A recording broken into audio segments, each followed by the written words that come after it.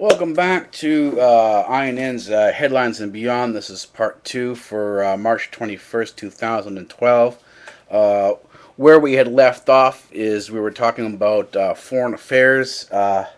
In particular, we're talking about the American involvement in Pakistan, the issues surrounding Pakistan. And I had said that the United States had actually installed Musharraf, and then later on, when we got a change in our mind a couple of years ago, we decided that we didn't want Musharraf in there, and the push was, as our policy changed, and I'll go back and we're going to do in Pakistan more in depth so that you will understand what's actually happened in Pakistan and how it connects to everything else. That we tried, and this was again with the UN's approval. This was more of a social left type of thing going on. It wasn't a particularly Republican thing. They wanted to try out this new. And again, it's this whole thing with the UN of having the UN approve this international law, and the goal was they thought that they would be able to bring in an Israeli-style democracy into Pakistan, have Benazir Bhutto elected, and everything would be hunky-dory. But that's not what happened. What ended up happening, and this happens all the time when you work with covert operations. Covert operations may start off in one direction, but more likely than not, they don't end up where you want them to go. This has happened time. All you have to do is look into history to see this, to see that more often than not, covert operations are a hit and miss thing, and that even if you do get it right, there's still going to be consequences with something known as blowback because of these operations. And as I said, we've moved from the Cold War, the first Cold War with communism, into a second Cold War now with Islam and the jihadists. But there are certain people who don't really necessarily sort of get this, or maybe they do get this, who want something else, and this is particularly these UN multinationalists who consider themselves to be super citizens, where they're the citizens of the world and citizens of the globe, and they're promoting this global socialist utopia with a single government and a single Earth government. I mean, this has been going on since Gene Roddenberry's in terms of this fantasy. It's been going on since Gene Roddenberry's Star Trek, and to a certain degree, it was in terms of a warning form. It was in George Orwell's 1984. It was in George Orwell's Animal Farm.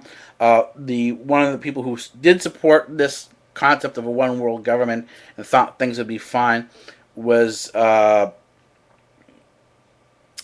H.G. Wells. You could see this in his Time Machine and some of the writings that he produced there. And this is another author I want you to go take a look at is H.G. Wells. He produced a number of stuff that influences society till today in terms of either entertainment purposes or for political purposes. He's got things on both sides of the aisle there that are still significant for today. But what's happened in Pakistan is that right after they pushed this revolution, you go back and look at Pakistan. Pakistan occurred in the exact same form that Tunisia did. The Arab Spring is what Pakistan was. It's the same formula. It's the same mechanism.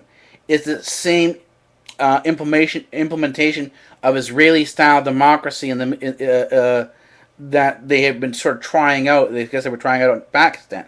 But it didn't work in Pakistan because what happened? Benazir Bhutto ended up being assassinated, and you ended up having chaos in Pakistan. And you're still having chaos in Pakistan.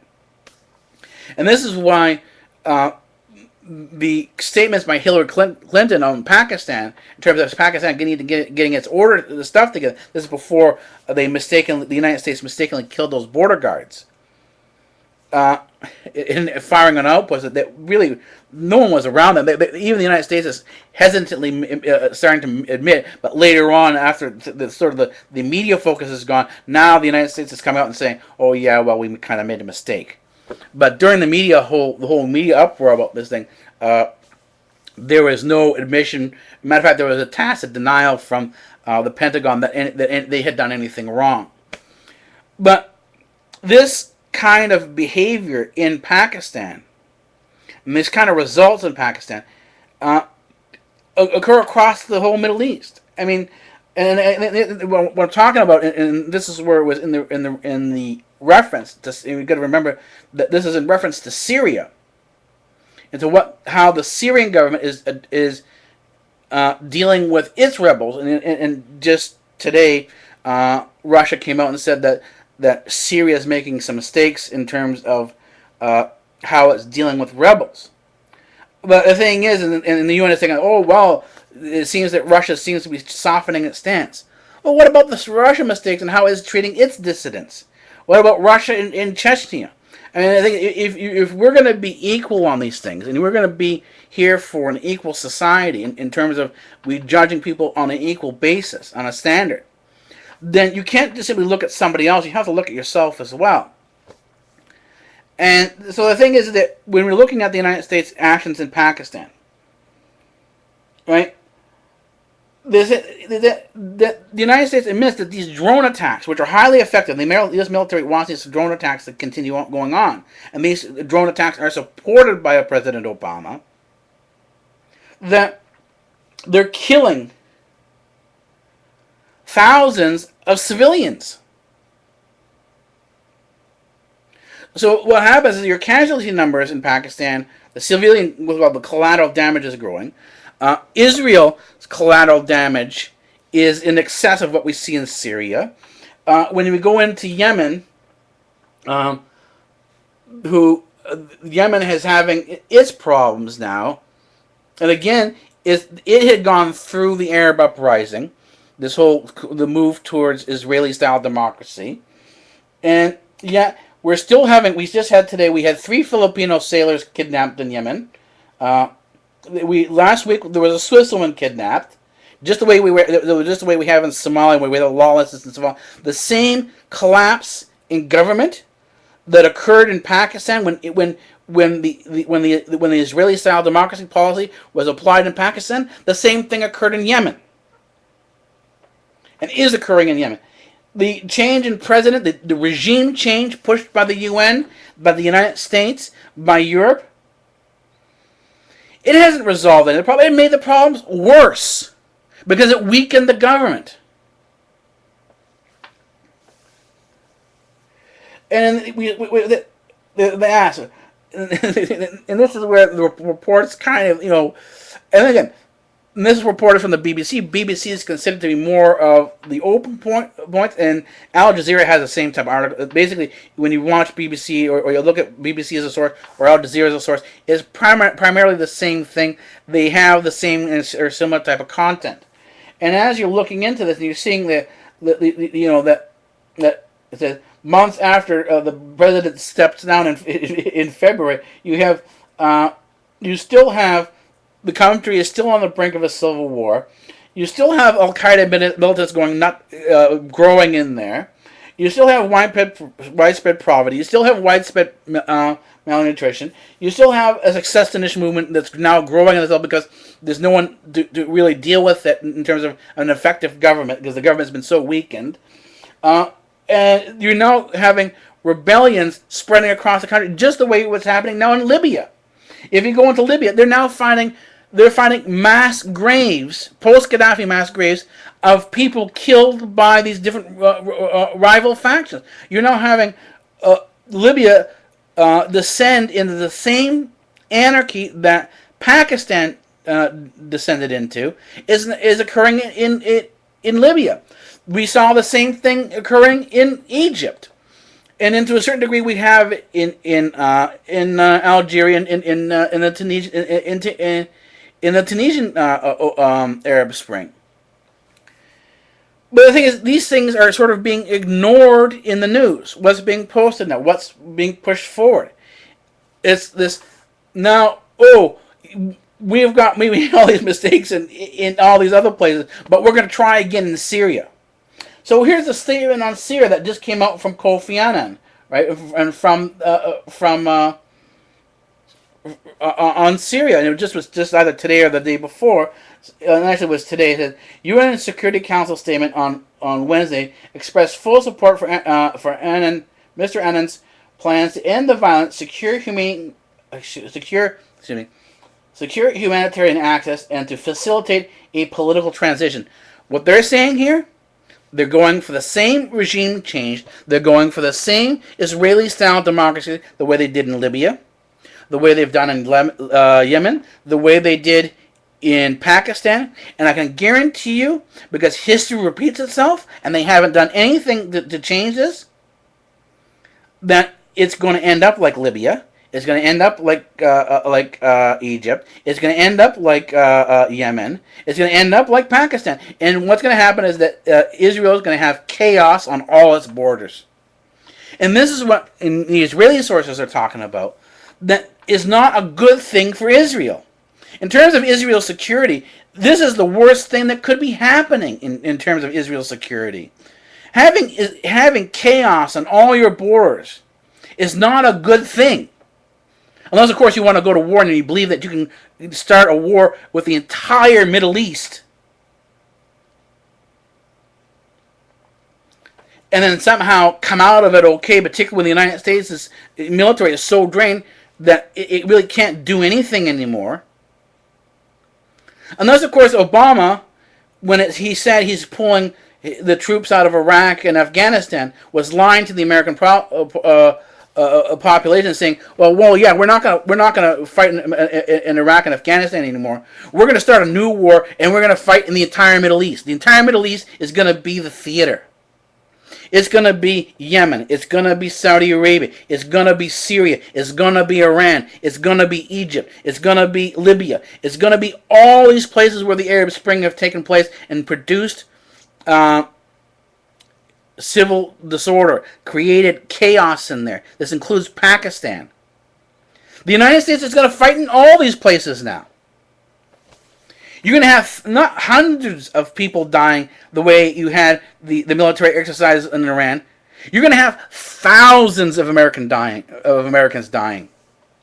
Because they're going to have to be fighting in all these areas in order to protect Israel. Because you have all this chaos across all these countries. Is this the policy that you want? And this is again, neither side, neither the Republicans or the Democrats are talking about this, and you don't see this anywhere in the conventional, the mainstream media. And why? Because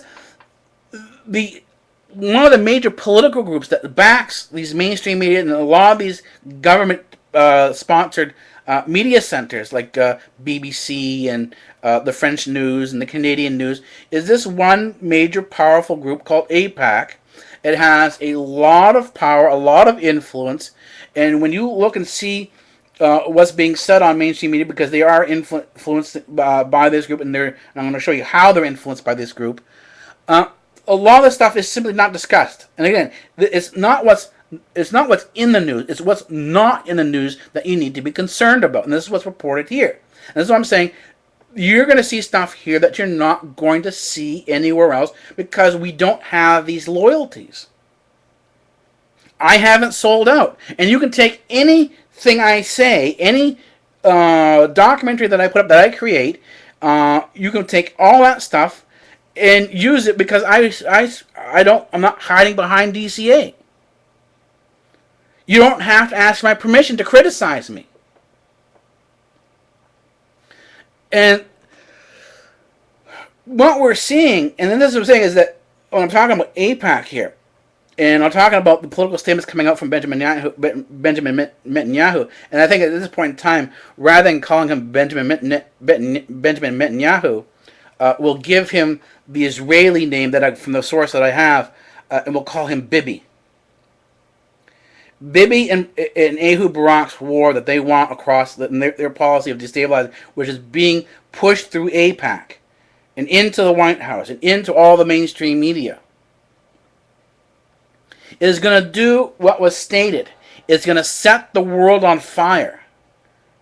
And it's going to be the hand that destroys Israel. And this is why you see in these Israeli sources, they're really upset about this, because there doesn't seem to be any sense of reason or logic holding these people back. It seems like these people have gone absolutely stark raving mad, and you even see that in some of the where they call these plans harebrained, delusions, deceptions.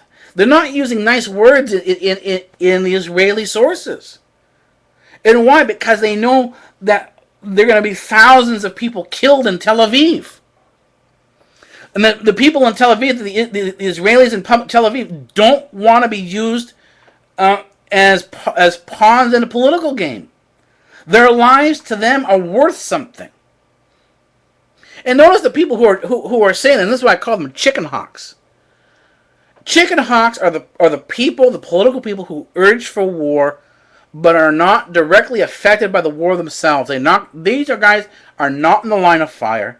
They never will be in the line of fire, but yet these people are calling for war. And this now, unfortunately, includes Senator John McCain, who before the last election was not up there with Lieberman and Senator Lindsey Graham, but now is up there with Senator Joe Lieberman and Lindsey Graham. All three of them now are calling for war. They're trying to accelerate this whole conflagration in the Middle East by pushing things into Syria. And it's a mistake. I mean, does Kofi Annan really think that by creating another Libya inside of Syria, that this is going to be humanitarian, that people are going to survive well? I mean, as I said, they're looking at in Libya. They're looking at mass graves, post-Gaddafi, this is created by the rebels, mass graves, and they're having an estimate that they say that between 8,000 and 10,000 people are missing and could be inside these mass graves. The early estimates, and this has sort of disappeared, the numbers have kind of disappeared out there, but I went back and found some nice sources that actually, and these are from UN sources, that estimated the number of dead inside of Libya from the NATO bombing was at 30,000 people killed. So when you're thinking about UN creating a no-fly zone and bombing up these Syrian things to protect civilians, you remember the Libyan 30,000 people dead as this solution to bring humanitarian aid into Syria. You remember the Iraqi collateral damage when you're trying to say we're going to save these people. I mean, and let's put it in this context here. If the amount of people who, and it was not nearly the amount, these raids, this protection, killed more people than was being killed at the time by Gaddafi. If Gaddafi is a war criminal for his atrocities, then shouldn't Europe and the UN be held accountable for these atrocities, for the 30,000 dead, for the 8,000 that they've armed, these rebels who've got about 8,000 civilians missing, and now showing up in these mass graves? Shouldn't the UN now be held accountable for this? Shouldn't France? Shouldn't Italy? I mean, should we now call for regime change against Sarkozy? Should we call for regime change against Obama? Because it now certainly qualifies. If you go by the Libyan standard, if you go by the Iraqi standard for what was, they say they needed to do regime change, both the French government and the American governments qualify, including this also, we can also mention the Israeli government qualifies, to have what we call regime change. Why isn't regime change occurring in there? Why aren't these people who are ironically exempt from being charged and prosecuted in the international criminal courts for war crimes, or for any crime? These people can commit any crime they want to and not be charged or not have to face court time at all, And we've seen this with this when the head of the IMF or whoever it was ended up raping the maid in the hotel. You know, we know there was no charges in the come. He was arrested. He was sentenced to his house arrest while they decided this thing, to his penthouse apartment. You know, luxurious penthouse apartment, and then he was allowed to go. And this was while they instituted this. They instituted a new person in the position. And people could say, well, this was simply political ring, and they were just trying to get this way out of the guy. But what happened to the woman? You know, what about this woman who was subjected to this whole thing? And this is why, when you watching what you're watching on the news, when you're hearing these people, these morons like Anderson Cooper ranting and raving about how humanitarian aid and assistance is needed to be done, this is and what's his name? George Clooney is no more guilty of this than as Anderson Cooper, because he's out there being a hypocrite in terms of his support for Sudan, because he's not really looking at and dealing with the political issue there. He's not talking about actually getting involved in dealing with the political problems that are going on, resolving these things, so that you have a real solution, rather than this whole thing of going in, sending troops in, and killing more civilians in order to protect them than were being killed in the first place. I mean, and the thing is, it hasn't stopped here now. I mean, we're watching this whole siege in France now about this guy who killed the rabbi. The guy finally sort of appeared and said, I'm the guy who did this, and there is this now siege at the house, and they're talking about how horrible things are, and how horrible it was that this rabbi and these children were killed. And so who is it? Who is this person here? Well, this person, they've now identified him. They said his name is Mohamed Merah. He's a French citizen from the French colony of Algeria. And don't forget, Algeria was a French colony, and a lot of the colonial practices and behaviors still exist to this day. I mean, France still treats a lot of its old colonies, what we call the Francophone Commonwealth, as colonies. They don't treat them equally. And so, it's from the same area in Tunis and Tunisia is in this area. That's part of this whole thing there. So here you have someone from Algeria. He's 23 years old.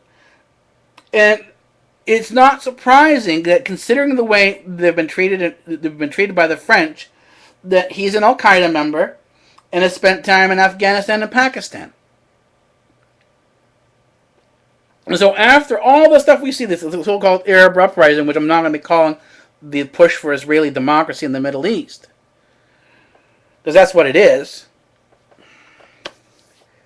it's not surprising to see this. And the thing is, it doesn't end here. Today there was another blast outside of in Paris. There was a blast outside of the Indonesian embassy inside of Paris. So it didn't have one event going on. You have several events. And when he was talking about what he was doing, and he was talking to this French reporter, and this is her account of it. He didn't say, I did this. He said, we did this. So this means there are more people out there doing this. He wasn't doing this by himself. There was a group of people doing this. And other sources that I have been watching have been talking about this covert war that's going on between Iran, Israel, those two sides. And it's basically the Iran-Israeli type of war going on, this Cold War that's going on. And in Iran and Israel is sort of the center of it. But it's spilling out to a lot of different areas, because the French are involved, the British are involved, the Americans are involved, the Russians are involved, China's involved. Basically, everybody in the geopolitical sphere is involved in some form or weigh in what's going on in the Middle East. And this is why a lot of focus is in there, and why it affects oil prices and affects the global economy to a certain degree. Uh, I mean, and then it should be no surprise then that when we're seeing what's going on, we see the mess that we're seeing in Africa, because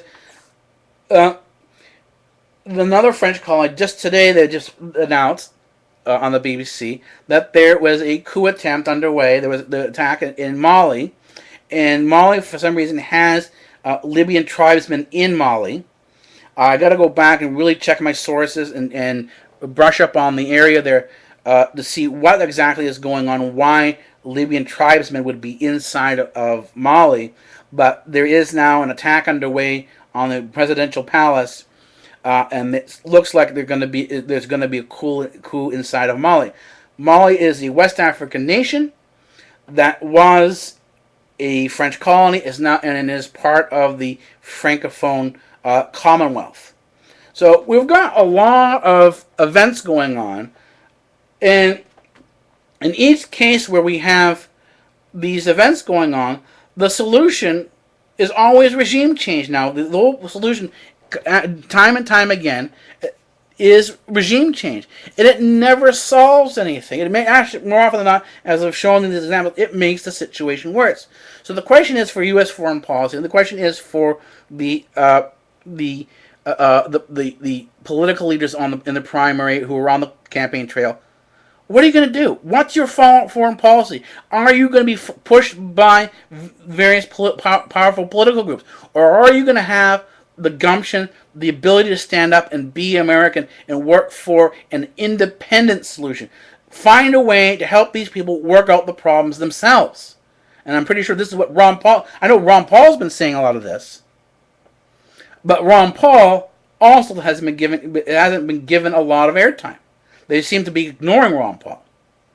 So anyways, if there is those of you who are watching this, if you're connected to people who in the primary, start asking them these questions and trying to get these questions out to the public and into the media questions as much as possible. Every time there's a town hall and they're all there speaking and talking about these different rallies, bring these questions up. These are important questions to ask these political leaders where they stand in terms of their policies.